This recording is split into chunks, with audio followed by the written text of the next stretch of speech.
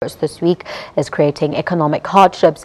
The eastern United States was slammed by the massive winter storm early Thursday morning.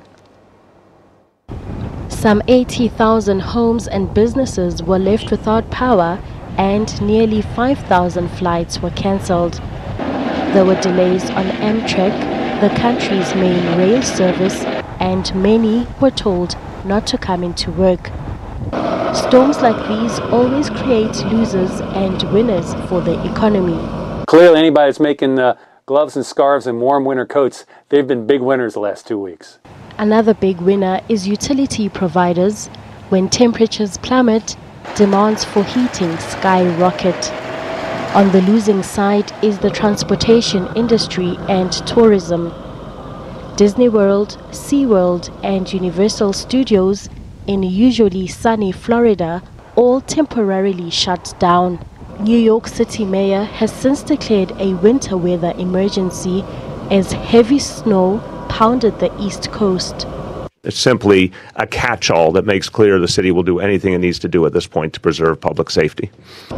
As the city of Chicago comes under the grip of frigid weather conditions, homeless people are forced to look out for warm shelters, providing daily necessities and security.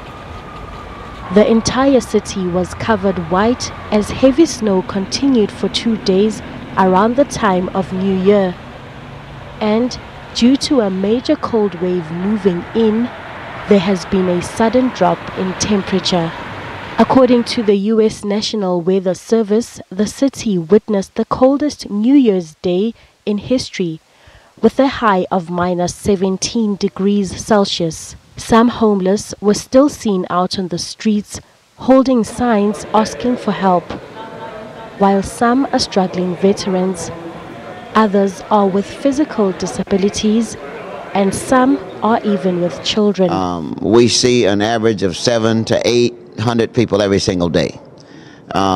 Sometimes there are people who come in when it's extremely cold, who won't come in when it's not so cold because they would prefer to stay outside in a tent or wherever. We buy a lot of food. That's why I said our budget is almost $9 million annually. Our utility bills are very, very expensive for electric, for water, for gas. These things are very expensive, and we buy food. The frigid weather is a threat for nearly 82,000 homeless in Chicago.